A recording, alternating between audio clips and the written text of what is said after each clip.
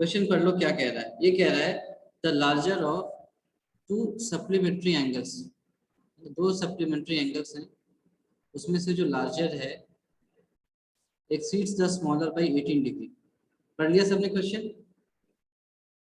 Yes sir. Supplementary का मतलब बता दो मुझे जल्दी से, क्या होता है? Sir 180 degree. 180 डिग्री। दो सम 180 होता है, बिल्कुल सही बात है। अच्छा 90 को क्या बोलते हैं? Complementary angle. Complementary angle. हाँ वेरी गुड, कॉम्प्लीमेंट्री। तो यहाँ पर क्या कहता है, चलो सबसे पहले तो ये मान लिया, let the angles be x and y. पहले तो सीधे एक्स एंड वाई दो एंगल्स ही मान लिया, और ये भी मान लिया कि x is greater than y. ठीक है, ये हमने मान लिया। अब क्या कह रहा है कि ये दो सप्लीमेंट्री एंगल्स हैं, यानी कि therefore x प्लस वाई क्या हो जाएगा, 180 डिग्री हो जाएगा क्या? ये तो बाय डेफिनेशन है ना, ये बाय डेफिनेशन हो जाएगा। और गिवन क्या है? गिवन है the larger angle exceeds the smaller by 18 degree. ये दे रखा है लार्जर एंगल छोटे वाले एंगल से 18 डिग्री ज्यादा ऐड कर दिया, वाई वाई खत्म, 2x इज इक्वल टू 198। तो यहाँ से आपका x आ जाएगा 99 डिग्रीज। ठीक है, अब कहीं पर भी सब्स्टिट्यूट कर दो 99, मान लो ऊपर कर दिया x 99, तो y क्या हो जाएगा 180 माइनस 99, यानी कि 81। ऐसा आ गया। ठीक है, ये आंसर हो। ठीक है, ये आया? Yes sir. सभी का? Yes sir. चलो ये अगर आ गया तो हम क्वेश्चन थर्ड में आते हैं। इस टाइप का क्वेश्चन हमने कर रखा है, आपको ध्यान हो तो। The coach of a cricket team buys 7 bats and 6 balls, ठीक है, for rupees 3800. Later she buys 3 bats and 5 balls for rupees 1750. Find the cost of each bat and each ball. ये हुआ था? यस सर, ये हो जाएगा, है ना, हो जाएगा बहुत आसानी से। x y मान लिया तो Yes, इक्वेशन, sir. मुझे इक्वेशन से बता दो, मैं समझ जाऊंगा, हो जाएगा। Sir 7x 7x plus 6y 6y is equal to 3800 3x plus and 5y 3x plus is equal to 5y is equal 1750. to ठीक है, गुड। ठीक है, सभी को समझ में आ गया इक्वेशन क्या है, कैसे निकला है ना? 7x plus 6y Yes, is sir. equal to 3800 and 3x plus 5y is equal to 1750। वहां से आपको इक्वेशन की वैल्यू निकाल सकते हैं। चलो अच्छा, क्वेश्चन नंबर 6 को देखो, लास्ट वाला जो 4 तो अपन ने कर लिया है। लास्ट में देखो ये क्या कह रहा है, 5 years hence। सर ये हो जाएगा सर तो 5th वाला नहीं आ रहा था। Yes, मैं sir. इसीलिए 6 ले रहा हूँ क्योंकि 6 थोड़ा सा आसान है, तो इसको खत्म करके फिर हम 5th में आ जाएंगे। 6 अभी से हो गया था। यस। हेंस का मतलब आपको पता है, फ्यूचर की बात करते हैं ना, ठीक है। और कभी पास से जोड़ करके देखते हैं कंटिन्यूएशन में, तो उसको सिंस बोलते हैं, ऐसा ही होता है इंग्लिश में, है ना। 5 years hence the age of Jacob will be 3 times that of his son, and 5 years ago Jacob's age was 7 times that of his son। उनके प्रेजेंट एज बताना है, यानी प्रेजेंट की बात ही नहीं कर रहा, वो 5 साल बाद क्या होगा, 5 साल पहले क्या होगा, उसकी कहानी दे रखी है। आज x और y मान लो, तो 5 साल बाद x plus 5 and y plus 5 हो जाएगा दोनों का एज। जो भी रेशियो दे रखा होगा वो निकाल लेना। फिर 5 साल पहले x minus 5 and y minus 5 होगा, जो रेशियो दे रखा होगा उसमें इक्वेशन फ्रेम कर लेना, दोनों को सॉल्व कर लेना, x एंड y की वैल्यू आ जाएगी। ठीक है, कर लेंगे सभी। हमने किया था ऐसा क्वेश्चन, जहाँ तक मुझे याद आ रहा है, यस। है ना। तो लास्ट जो क्वेश्चन है इसका फिर वो हम लेते हैं।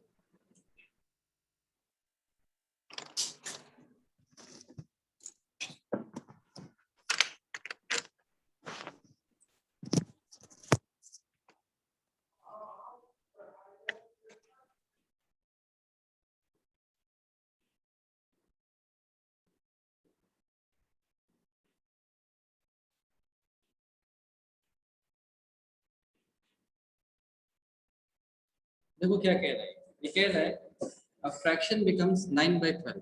एक फ्रैक्शन 9/11 कितना बन जाएगा if 2 is added to both the numerator and the denominator। यानी आपके पास एक फ्रैक्शन दे रखा होगा जिसमें एक न्यूमरेटर होगा एक डिनोमिनेटर होगा, अगर दोनों में आप +2 करोगे तो 9/11 बन जाएगा, ठीक है। आगे कहता है if 3 is added to both the numerator and denominator it becomes 5/6, और अगर 2 की जगह 3 ऐड करोगे तो 5/6 बन जाएगा। फाइंड द फ्रैक्शन, ठीक है। तो लिखिए यहाँ पर let the numerator px, sir तो इसमें फ्रैक्शन फाइंड करना है। नहीं इसमें आपको, हाँ मतलब फ्रैक्शन लास्ट में निकालना है। तो पहले न्यूमरेटर को x मान लिया and the denominator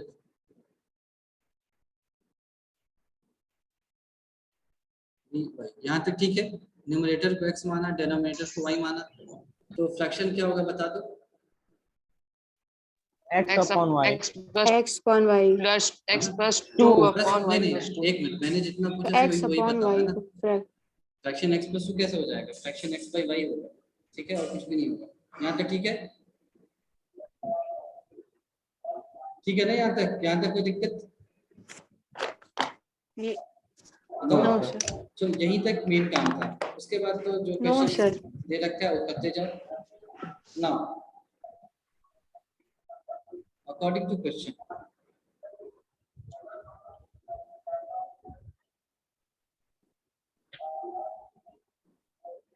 according to question, अब देखो क्वेश्चन क्या कहता है। पहले पार्ट में क्या कहता है, अ फ्रैक्शन बिकम्स 9/11, यानी ये बन जाएगा 9/11, ऐसा बन जाएगा। कब बन जाएगा, if 2 is added to both the numerator and the denominator। तो अगर मैं न्यूमरेटर में भी 2 ऐड कर दूं और डिनोमिनेटर में भी 2 ऐड कर दूं तो ऐसा बन जाएगा, ठीक है। यही कह रहा है। तो यहाँ से Yes, फिर sir. क्रॉस मल्टीप्लाई कर लिया आपने, और कुछ ज़्यादा है नहीं, तो ये ऐसा हो जाएगा 11x प्लस बताओ क्या 22 is equal to 9y plus 18। तो यहाँ से हमारे पास एक इक्वेशन ऐसा आ जाएगा 11x is equal to 9y minus 4।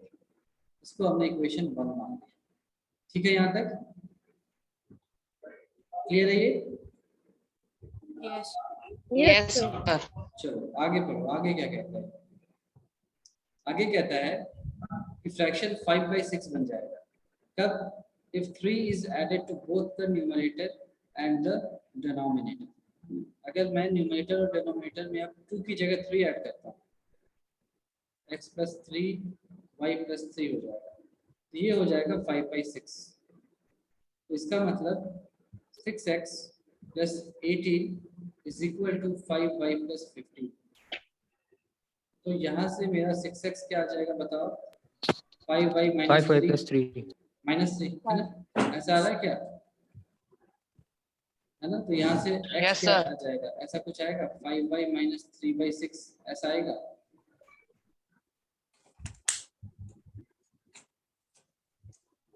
ये आ गया, ठीक है ना। अब इक्वेशन 2 को इक्वेशन 1 में सब्स्टिट्यूट कर दिया। Sir, हाँ बोलो, सर जैसे पहले वाली इक्वेशन को लिखे हैं वैसे सेकंड वाली इक्वेशन को क्यों नहीं लिख सकते? लिखा ना 6x + 11 5y लिखा, तो ऐसे ही तो लिखा। देखो अब आगे का काम करना है ना, अब मुझे सॉल्व करना है।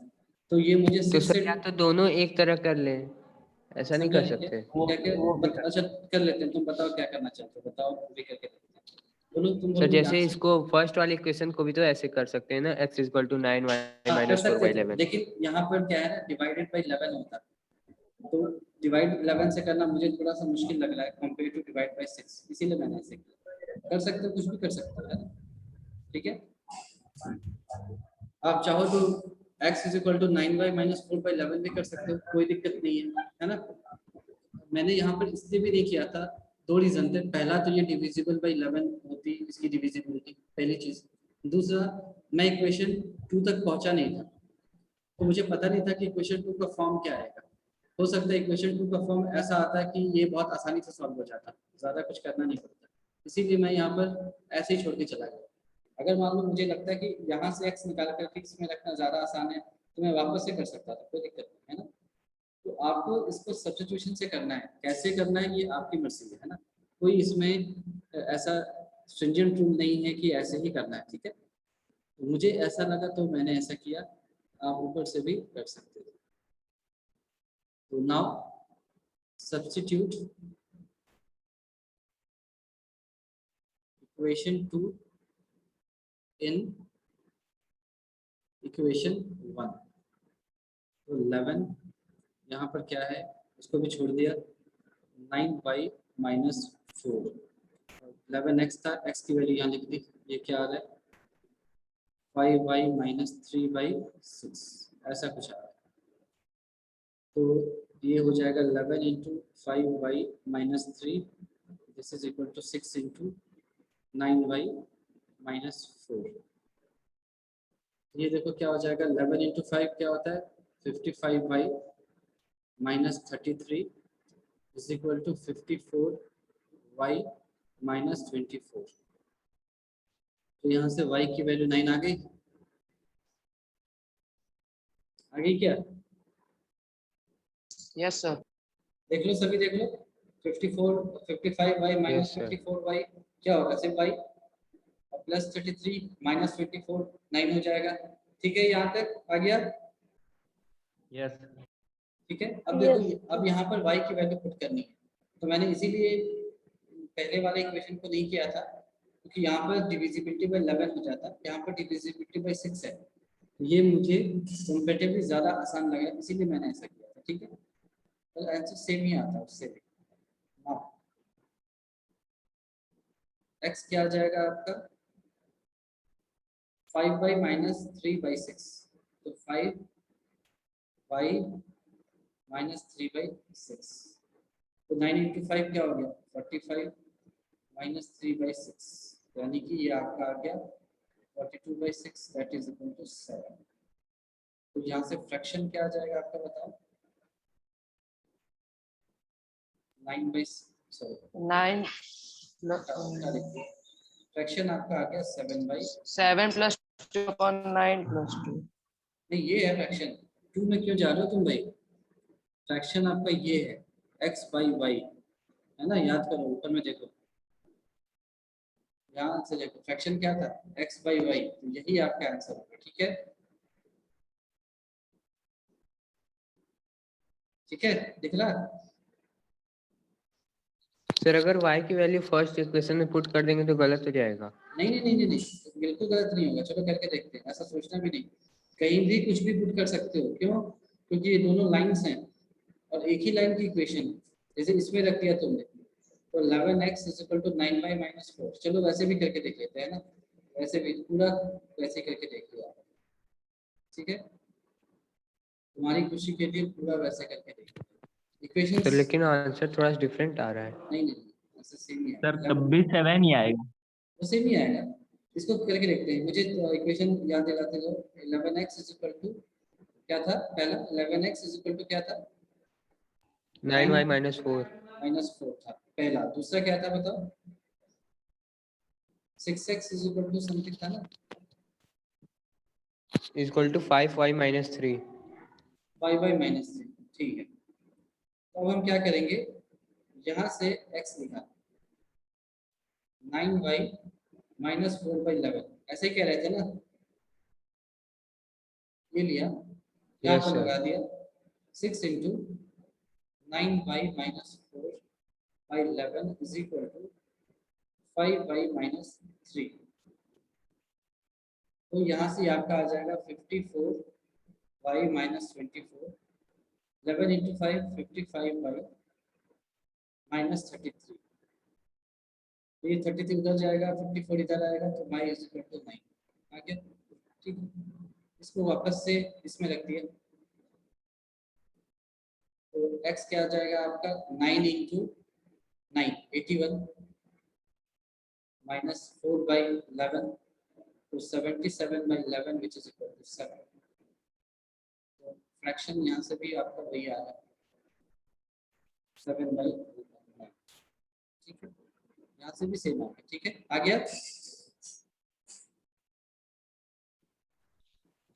नहीं आया, देखो सर आ गया। आ गया सर, आ आ गया गया। ना। अब आ तुम गया। देखो इसमें Yes, तुम sir. ज्यादा खुश हो, मान लो तुमको बहुत खुशी होगी क्वेश्चन देख करके, तुमने कहा कि नहीं मुझे तो x पसंद ही नहीं है, y के टर्म्स में लाना है, वो भी करके देख लिया, है ना। नीचे कर ही रखा है, उसको भी करके देख लिया फिर से आपकी खुशी के लिए।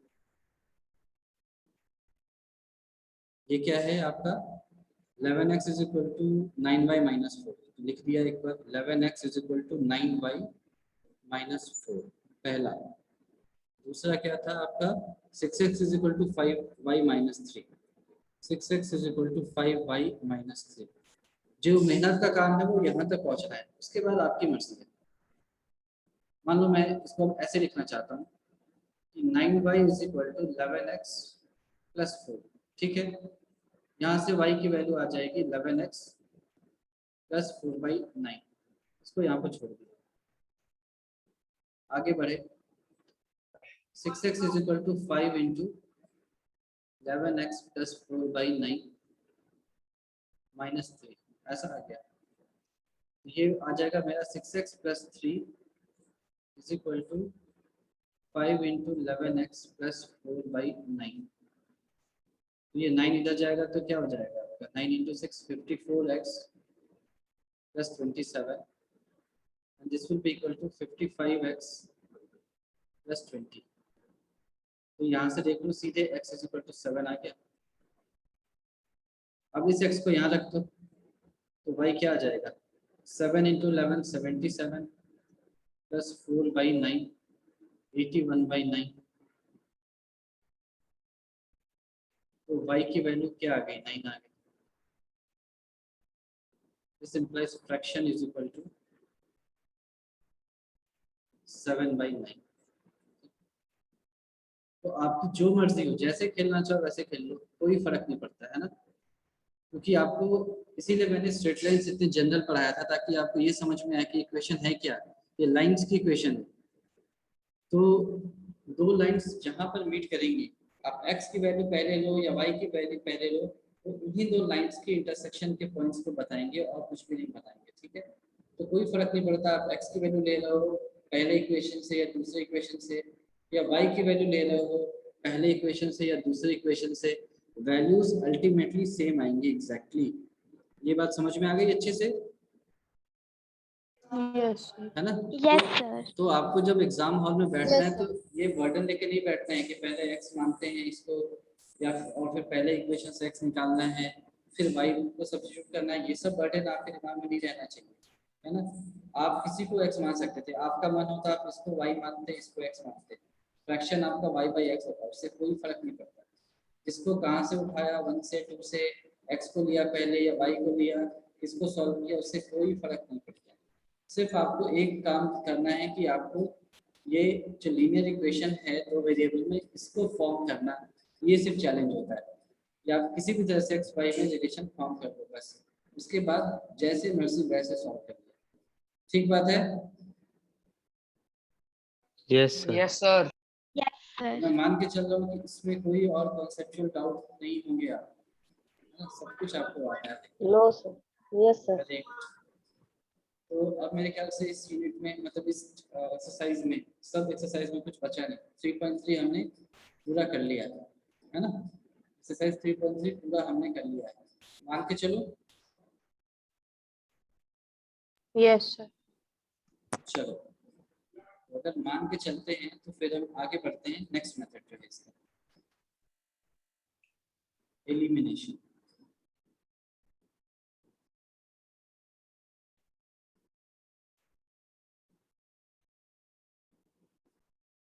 तो अभी तक बताओ हमने कौन-कौन से मेथड्स पढ़ लिए हैं लीनियर इक्वेशन सॉल्व करने के लिए। Substitution method and graphical substitution method. Method. ठीक है, ठीक। तो आगे आपको दो मेथड, एक तो आपको दिख ही रहा है एलिमिनेशन, और अगला है क्रॉस मल्टीप्लिकेशन।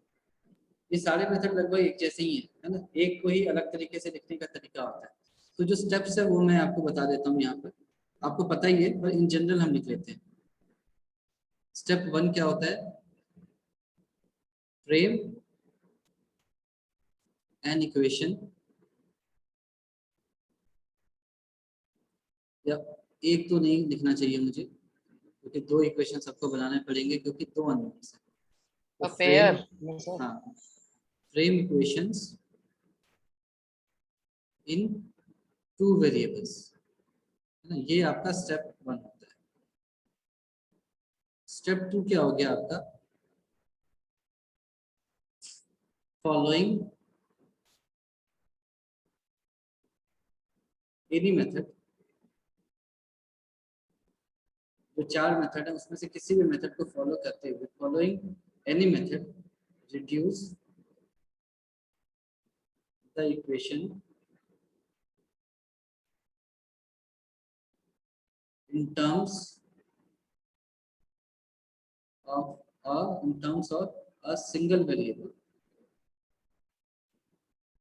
पहले 2 इक्वेशन में फॉर्म किया इक्वेशन को 2 वेरिएबल्स में, उसके बाद किसी भी मेथड को यूज करके आप सिंगल वेरिएबल में लेकर के आ गए।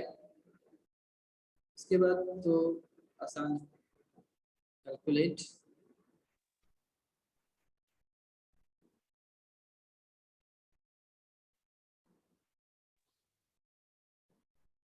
Values of the variables. ये हमारा आखिरी स्टेप है जो कि टारगेट है। तो देखो आप कर क्या रहे हो भाई, ऊपर भी आप देखोगे तो आपने किया क्या है। आपके पास चलो मान लो यहाँ पर है, आपने 2 इक्वेशन फ्रेम किए पहले, तो है ना, यही किया। उसके बाद आपने यहाँ पर आ गए तो सारा का सारा इक्वेशन क्या आ गया, y के टर्म्स में आ गया। यानी जो 2 इक्वेशन था उसको आपने कोशिश करके सिंगल वेरिएबल के टर्म्स में आप लेकर के आ गए। यहाँ से एक वेरिएबल की वैल्यू निकाली, फिर वहां से उसी वैल्यू को वापस इक्वेशन में रख करके दूसरे इक्वेशन की वैल्यू को कैलकुलेट कर दी। समझ में आ गई बात? यस सर, तो इन दोनों में डिफरेंस क्या रह जाएगा? किसमें? नहीं, ये मैं जनरल निकाल रहा हूँ, ये एलिमिनेशन मेथड के लिए नहीं है, किसी भी मेथड के लिए। ये लीनियर इक्वेशन इन 2 वेरिएबल्स के लिए है इन जनरल, है ना।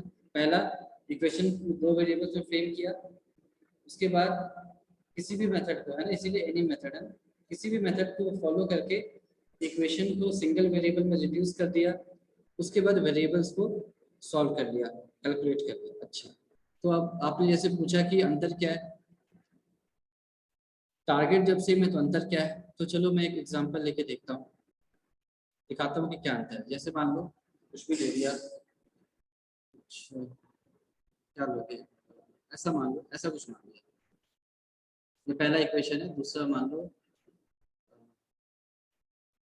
प्लस है, माइनस रख दिया, plus 3y is equal to 7, ऐसा कुछ उल्टा सीधा आपने से रख लिया। ठीक है, अब इसे सॉल्व करना है, तो पहले मेथड से जाते यानी एलिमिनेशन से जाते तो कैसे सॉल्व करते बताओ? सर कोएफिशिएंट सेम कर देते हैं किसी एक एलिमिनेशन, variable। अच्छा सॉरी, सब्स्टिट्यूशन से कैसे जाते? सर x की वैल्यू सब्स्टिट्यूट कर देते हैं ठीक मतलब ठीक है, दूसरे में, या y की। सब्स्टिट्यूशन में हम क्या कहते हैं, एक वेरिएबल की वैल्यू निकालते, यहाँ पर रख देते, तो क्या होता, सिंगल वेरिएबल में आ जाता, सारा इक्वेशन सॉल्व कर लेते, काम खत्म। एलिमिनेशन में हम डायरेक्टली करते हैं, हम ज़्यादा लंबा चौड़ा काम नहीं करते।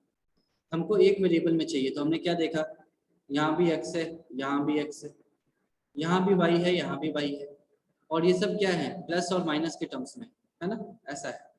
तो अगर कुछ प्लस और माइनस के टर्म्स में है और अगर आप चाहते हो कि x को गायब कर दो, तो क्या करना पड़ेगा, सब्ट्रैक्ट करना पड़ेगा या ऐड करना पड़ेगा, है ना। जैसे मान लो माइनस वाई है, यहाँ पर प्लस वाई है, तो किसी तरह से अगर y को खत्म करना है, तो अगर यहाँ पर भी किसी तरह से आप -3y ले आते, इसी तरह से -3y ले आते और ये +3y है, दोनों को ऐड करते तो y खत्म हो जाता, सिर्फ x बच जाता।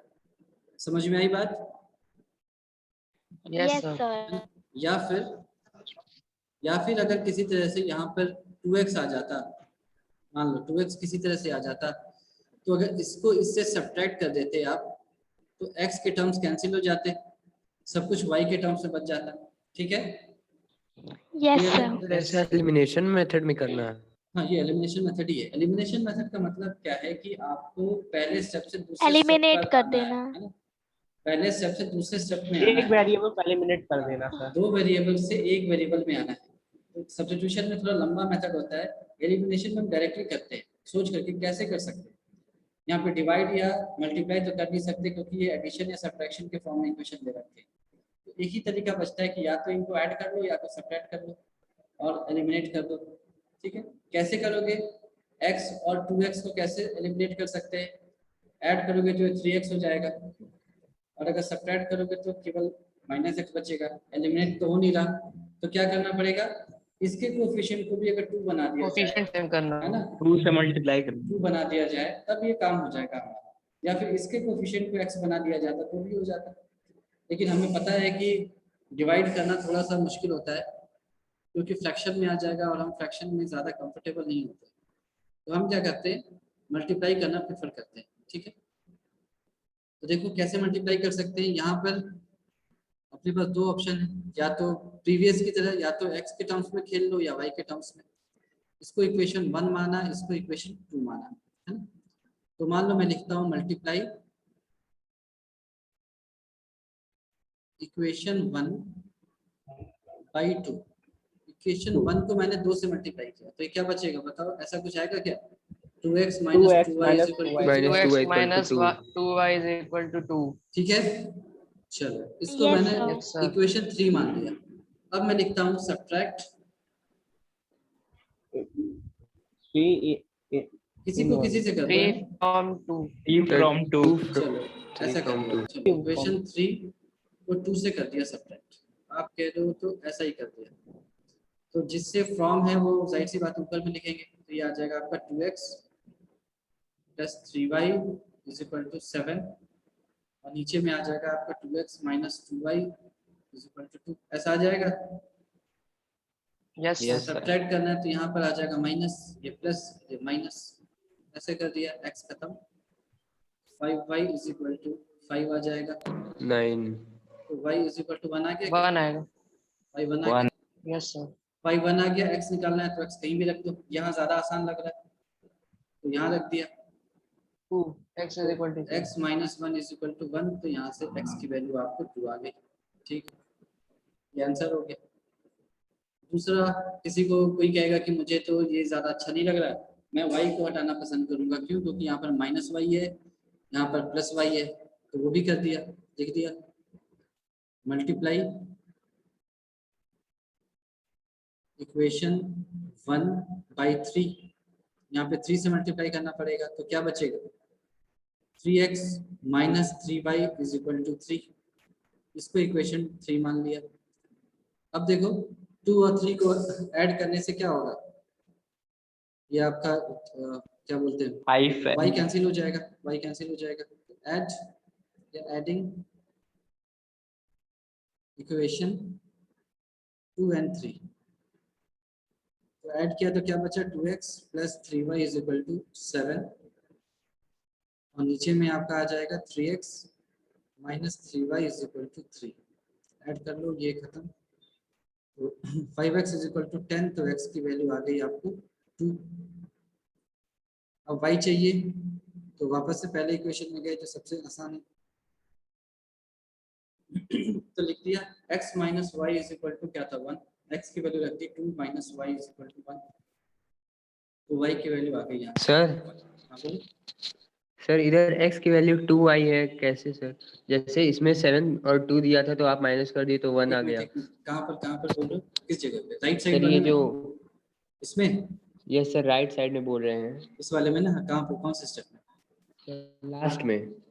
लास्ट में। सर x की वैल्यू इधर 2 आ रही है, हाँ मतलब सर इसको ऐड कर दे रहे हैं 7 और 3 को, और इधर लेफ्ट साइड वाला जो है इसमें 7 में से 2 माइनस कर रहे हैं। हाँ, सर देखो लेकिन देखो, दोनों तरफ की साइन सेम है। हाँ तो 7 - 2 5 ही तो आएगा। इसमें क्या है? सर ऐसा इधर भी तो कर सकते हैं। नहीं, मैं समझ नहीं पा रहा क्या दिक्कत, कौन से स्टेप में आ रही दिक्कत? यहाँ तो ऐड कर रहे हैं, ये तो समझ में आ गया, ये तो सिंपल है। ऐड कैसे करते हैं? जैसे मान लो, चलो मैं यहाँ पर एक बार करके दिखाता हूँ, हम कर क्या रहे हैं। क्या था मेरा? 2x + 3y = 7 था, और फिर क्या था मेरा? Sir 3x -3y। - 3y = 3। इसको ऐसे ऐड करेंगे ना, LHS के साथ, RHS के साथ, तो 2x + 3y प्लस 3x हाँ सर, माइनस आ गया 3y समझ में। Is equal to 10। 3y खत्म हो जाएगा तो x की वैल्यू 2 आ गई। सब्ट्रैक्शन भी ऐसे ही करते हैं, ये भी करके दिखा देता हूँ। पेन का कलर चेंज किया, वापस से आया, ये क्या है आपका 2x plus 3y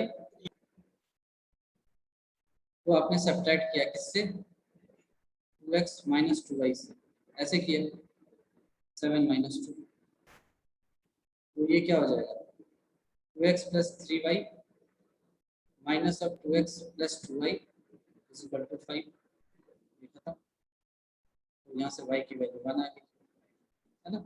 sign easily change करते हैं, साइन मैंने आपको पहले ही बताया था, साइन यहाँ पर क्यों उल्टा करते हैं, क्योंकि आप एक्चुअली में यही तो कर रहे हो, जो 2x था वो माइनस 2x हो जाएगा, जो माइनस 2y था वो प्लस 2y हो जाएगा, जो 2 था वो माइनस 2 हो जाएगा। यहाँ पर भी वही कर रहे हो, यहाँ पर अलग से दिखाने की बजाय ऐसा डायरेक्टली लिख देते हैं। ठीक है, तो बात समझ में आ गई सभी को।